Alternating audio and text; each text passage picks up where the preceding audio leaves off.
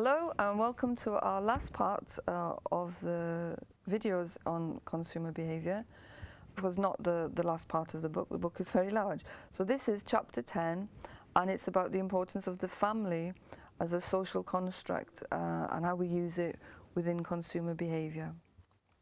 So in this chapter you will read about the family as a consumer socialisation agent, how the family makes decisions because they purchase things as a family, not as individuals, and how different members of the family have different related roles in regard to consumption. We have to also, I think, very much understand the family life cycle, so I'll take some time following that, how the family life cycle affects segmentations of the market and how we target them. And of course we have to understand the consumption patterns of other types of family, because now in this modern society we can't say that every home has two parents and two children. There are also many non-traditional family households. We also have to understand this idea of social stratification, and of course in different countries this means different things, and I will try to give you some examples. In 10.6 it also mentions like social class, and again in different countries there are different ideas about this and how we actually segment consumers. And also of course there are the geographical demographics as well, about how we actually target markets.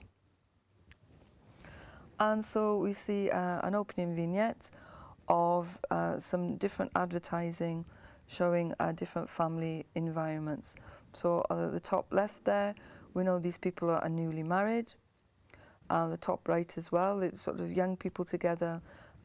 So we're advertising like this type of car towards them, whereas the ones lower down, we're showing family cars. So for instance, the car market is extremely segmented because we realise there's only really young single people that are going to buy two-seater sports cars, and it's people with large families are going to buy seven-seater Jeeps or something like that. So what does it mean, this consumer as a socialisation agent? So within the family, as children grow up, they start to influence their parents and their parents' purchases. So of course the parents have the money, they're the people that pay for the shopping at the end of the week, but it's the young people that might have some influence. And so the pre-adolescent, like the young teens, they're sort of looking at what their parents are doing and possibly what their older brothers and sisters are doing as well. And they're more interested in what their families are doing than actually what is advertised on the telly. Whereas teenagers, as they get a little bit older, they're actually more influenced by their peers around them, the people that they're at school with or the people that they're socialising with. And sometimes, just because teenagers are awkward, they want things that their parents don't actually like. So the advert there is about using a mouthwash after brushing your teeth, and they're specifically advertising it towards school children. So we see socialisation here as a two-way process. So at the top of this diagram we've got the young person, and we see that they advertise their needs and wants to their family members as well as to their friends. So when they're talking to their friends, they're more interested in the style that they're wearing, because you know teenagers, they don't wear the same clothes as other people. You know, they try to be a bit different. They want to be very fashionable. Sometimes there's a fashion fad, such as like a woolly hat or whatever for that season, and they don't really care what their parents think of them. They actually want to wear those clothes. Whereas if their families influence them more, they might be much more inclined to actually follow the mores of their community with regards to what they wear and what they're actually doing. And so within consumer behaviour theory, we see that mothers are a much stronger influence on their children than fathers. And it's obvious really, it's because children are at home with their mothers, you know, until they start preschool. They're with them all the time. I might be watching television with them, might be going to some socialising events, and so they see very strongly their mothers in their lives and what's actually happening. So advertisers use the mother's role very strongly particularly we see there this idea of a nurturer, where they see the mother sort of looking after the children. So there's some other ideas that they have, like attitudes about what mothers are. And then also we have to understand that there's different styles of parenting, and you might actually be able to see yourself in this, or if you're a younger person, you might be able to recognize your own parents or your friends' parents within this. So we see this idea of, on the left, the idea of very nurturing parents, to on the right, people who are not nurturing at all. And then at the top there, we see permissive ideas, and at the bottom, we see restrictive ideas. And so parents who are as permissive and yet very nurturing tend to be very indulgent, buy the kids everything that they want. Whereas parents who are nurturing but restrictive try to make their children understand that, you know, they can't have everything in life. And then unfortunately on the top right hand side, we see parents who are quite neglectful, they're not nurturing, and they actually spoil the children, let them have everything so that the children are quiet and doesn't actually bother them. And then also then in the bottom right, we have extremely restrictive parents who are very authoritative and possibly don't allow their children any choice in anything. So you, as I said, you might see yourself on this diagram, or understand like how your parents brought you up. So how do we actually learn? So we can see in the middle of this table the child's age through development. So 1 to 1.5 years old, 2 years old, 3.5 years old, maybe starting preschool, 5.5 years old starting school, and 8 years old enough to actually understand what's going on with purchasing. And so socialization we see within generations as well. And so in older fashioned societies, children will be more involved with their grandparents and their aunts and uncles as well. And so we see the sort of move over time. And within some families, possibly we even see brand loyalty passed down, like from one generation to another. A family will be supportive, and it will show the child a way forward, and hopefully that they, you know, there's some emotional support. And so again, advertisers use that as a communication tool. So how can we understand how a family as a whole makes a decision, and how they actually go about doing this? So again, within a family, you have a husband and a wife normally, and there's some things, it'd be different, obviously, in different houses. What the husband has a decision on, what the wife has a decision on, what they make joint decisions on, and decisions that just get made automatically. So these sort of gender-related issues, would we actually stereotype what's going on in people's homes, understand that there's, you know, the wife might decide more about the furniture, the clothes that are bought, the food in the house, whereas the husband, busy at work, possibly only deciding about large items. Maybe they decide, you know, that it's men know more about technology, and they will actually decide on buying a television. But obviously these are, you know, like large stereotypes. So children use their influence on their parents. They very much use a lot of pressure while they're at the shops to actually get something bought. So it's very simple. Like, some children watch a lot of TV, so they see the adverts for different toys or for different food products. And so while the parents might be trying to buy healthy options, you know, the child is actually interested in buying sweets and chocolate, or breakfast cereal with a lot of sugar on it, or whatever. And so that they have different tactics that they will use to actually get their parents to buy the things that they want. So let's move on to family life. This is quite important.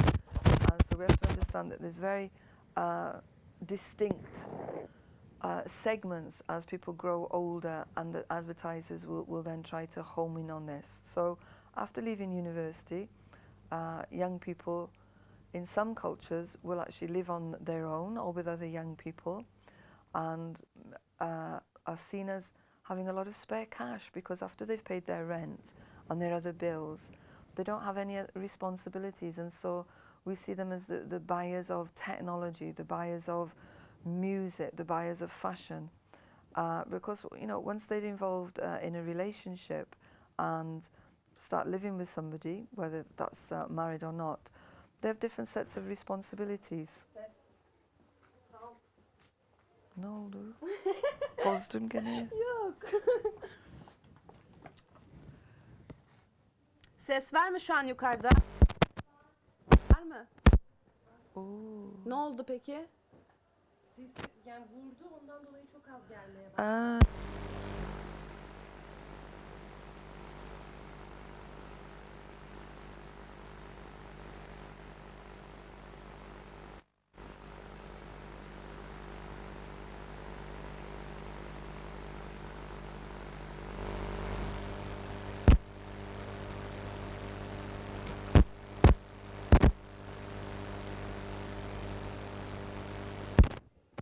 Evet. 1, 2, 3, 4, 5. Geliyor mu?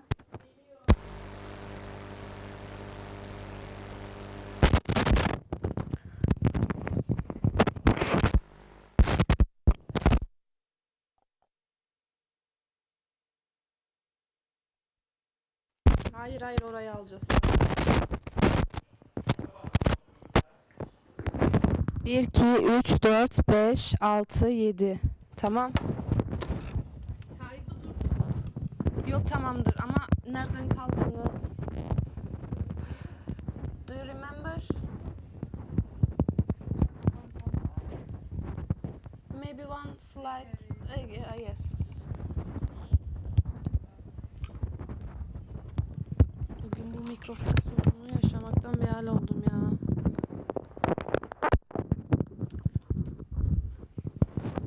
Yes. Özür dilerim. No problem. Bu kadar işiniz var. Ne de bu Christmas ağacı? That's spectacular that. Oh my god. Okay. Sorry sight of a tree. Hello, 1, 2, 1, 2. I can hear myself, yeah. Tamam hadi. Devam aynı yerde. Okay.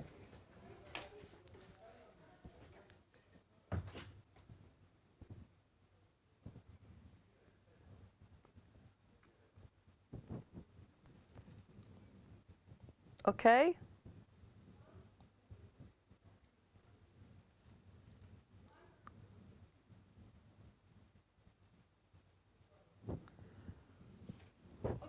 Okay.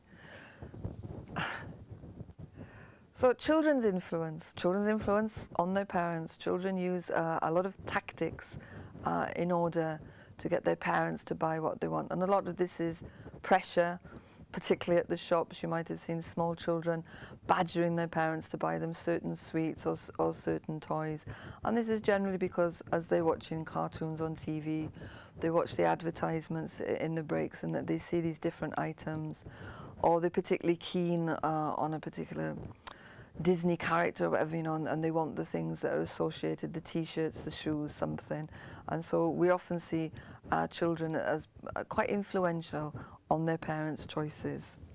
Also, parents are influenced by their peers and social groups, and they want their children to have the same as other children so they don't seem to be different.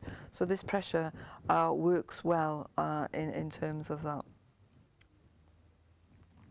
The other thing that's very important is the family life cycle, because producers, they understand that there's different times to different people's lives where they will want different products or services, but also quite importantly in different cultures there's a different amount of spare cash. So for example, in the family life cycle we see young single people and the older post-50s whose kids have gone to university.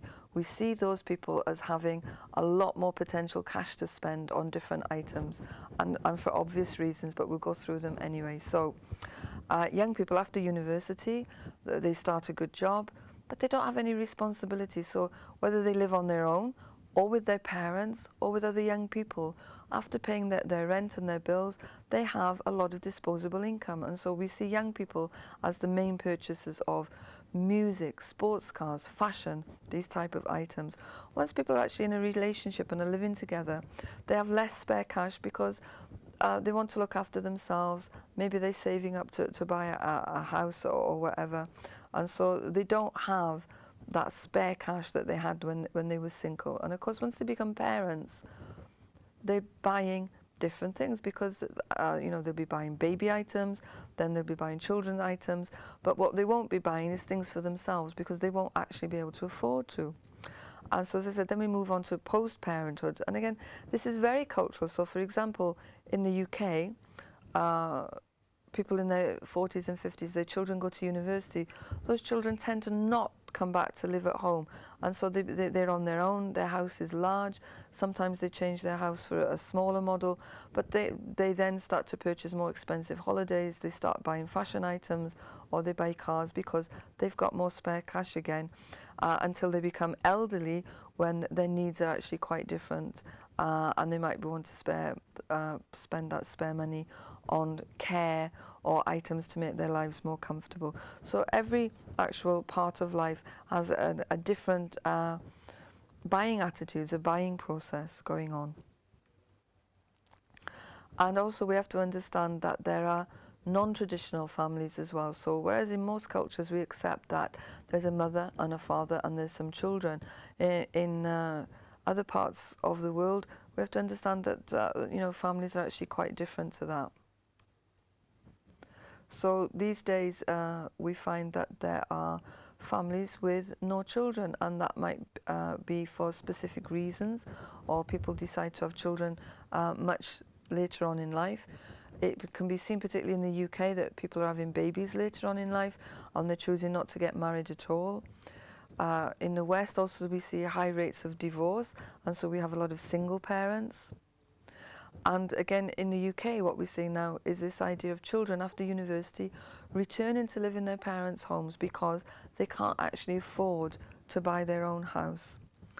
And so we have what we call non-family households as well, where we have single parents, or we have people of the same sex living together. But again, they can actually choose to adopt children or have their own children. And particularly in the UK, we see many households made up of unmarried couples, again, some with and some without children. And so producers of products and services, they understand that through time, through our life cycle, that there are different consumption behaviour. And so we see a diagram there showing us how households actually change. So we see the larger households tend to be where there are women between 35 and 49 years of age, which is quite old to have children. What we're thinking there is that it's actually children growing up. Whereas we see the smallest household tend to be men over 70, as in there are not that many men living on their own over 70. So the other thing you will read in the chapter is about social stratification and different class systems. So in America, advertisers use, I think, like a scale of 12 to actually show distinct social structure, as in who's got a lot of money, who hasn't got any money, and the classes in between.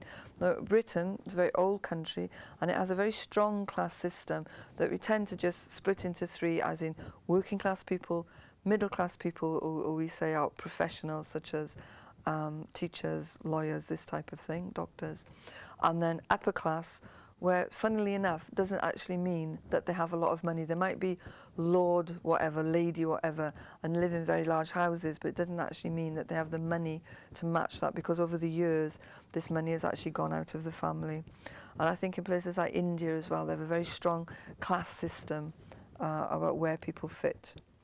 So this class system in some countries is subjective. I think in Britain is not. People in Britain know exactly what social class that they actually belong to. Is such a strong social construct there. And this, the objective parts of this would be based on your occupation, your education, and your actual income, as in, does it mean that because you earn a lot of money that you move up the social classes? Well, that might happen in America, but not in the UK, or maybe say somewhere like France, because class as a social construct is much stronger there.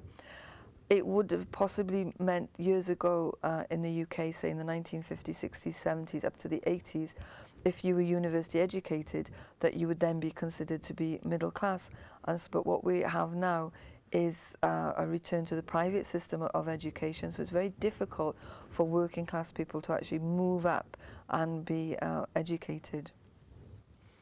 And so at the bottom we see this idea of actually an index, of actually measuring somebody's social and economic status. And so in this slide you can look in more detail yourself about what is actually creating these social class profiles. And so we might actually want to compare social classes, and it can be actually quite interesting. So while people in Britain are considered to be working class, they actually sometimes on certain items spend more money than middle class or upper class people. And so I think it's in all of Europe we see Wales as spending more on children, particularly in the Christmas period, even though sort of money-wise, they're actually much worse off than most places in Europe. And so, you know, we see different spending patterns on clothes, on fashion, and on household shopping, and how much people use credit cards, how much they consume different media.